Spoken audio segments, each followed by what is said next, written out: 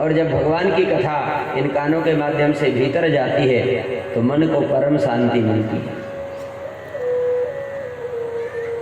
तो हमारे ये जो कान है ना, ये तभी सार्थक होते हैं जब इनके द्वारा भगवान की कथा सुनते हैं।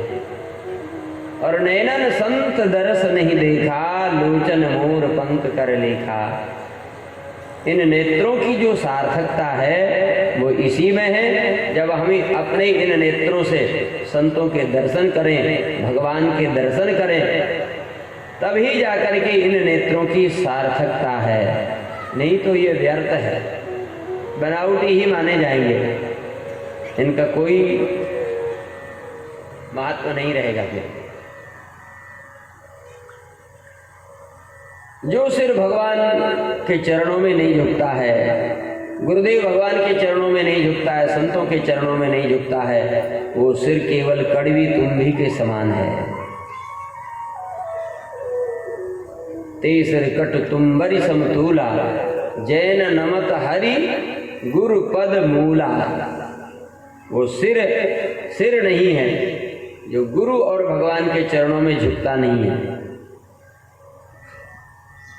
और जिस जिव्या के द्वारा भगवान के गुणों का गायन नहीं होता है, वो जिव्या केवल मेंढक की जिव्या के समान है, मेंढक की तरह है। जो नहीं करई राम गुण गाना, जी है सुदादुर जी है समाना। मेंढक के समान, जैसे मेंढक टर टर करता रहता है ना, बोले ऐसे ही है। और जिन हरि भगति हृदय नहीं आनी, जिनके हृदय में भगवान की भक्ति नहीं आई है, तो बोले वो तो जीता हुआ मुर्दे के समान है।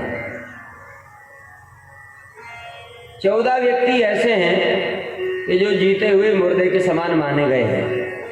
कौन कौन से?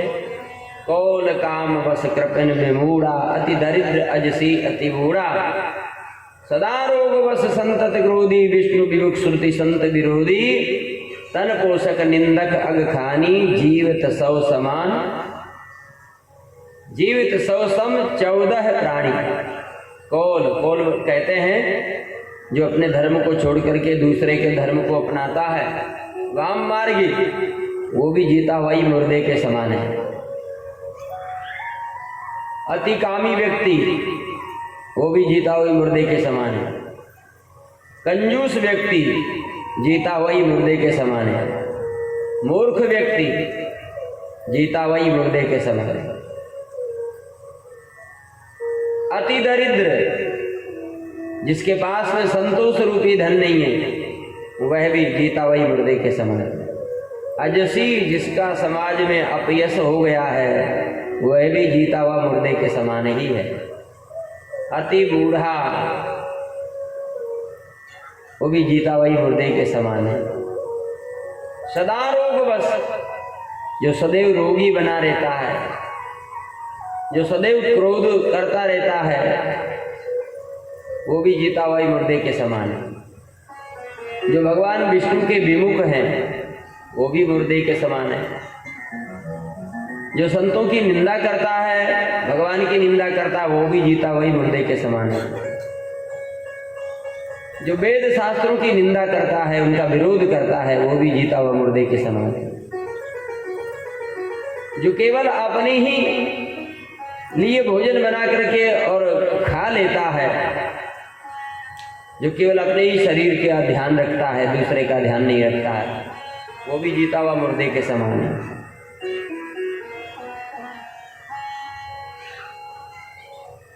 जो दूसरे की निंदा करता है, वह भी जीता हुआ मुर्दे के समान है। कहने का तात्पर्य ऐसे 14 लोग हैं जो जीते हुए हैं, लेकिन यदि ये 14 लोग मुर्दे के समान बताए गए। जिनके पास में भगवान की भक्ति नहीं है, उनको तो जिंदा का ही नहीं गया है। हम लोग भले ही माने, जैसे एक जगह कहा गया है कि जगा हुआ व्यक्ति कौन है। जैसे अभी हम लोग जाग रहे हैं, सो नहीं रहे ना, जाग रहे हैं। नींद आ जाती तो कहते सो गए, लेकिन संतों की भाषा में जागरण किसको कहा गया है? जानिए तबई जीव जग जागा, जब सब विषय विलास विरागा। और नहीं तो फिर मोह निशासम सोवनहारा, देखिए स्वप्न अनेक प्रकारा। मोह रूपी रात्रि में हम सब लोग सो रहे हैं और अनेक प्रकार की जो इच्छाएं हम लोगों के मन में होती है ना, यही मानो अनेक प्रकार के स्वप्न हम लोग देख रहे हैं। तो फिर जगा हुआ कब माना जाएगा? बोले जब सब विषय विलास विरागा, जब सभी प्रकार के विषयों से हमारा मन हट जाएगा और भगवान में लग जाएगा, तो समझ लेना आज हम जागे हैं। जब तक भगवान में मन नहीं लगता है तब तक व्यक्ति को जगा हुआ नहीं माना जाता, तब तक कहा जाएगा सोया हुआ, सो रहा है। मोह निशासम सोवनहारा, मोह रूपी रात्रि में, अज्ञान की रात्रि में हम सब लोग सो रहे हैं। तो भगवान को जब हम याद करते हैं तभी माना जाएगा कि अब हम जाग चुके हैं, अथवा ये व्यक्ति जाग चुका है। और देखो, जागने की परिभाषा है भी यही। वास्तविक रूप से जब कोई व्यक्ति जगता है तो उस समय उस व्यक्ति के मुख से भगवान का नाम ही निकलता है। जैसे राम राम शिव सुमरन लागे, और जाने सती जगत पति जागे। भगवान शिव समाधि से जाग गए तो राम राम जपने लगे।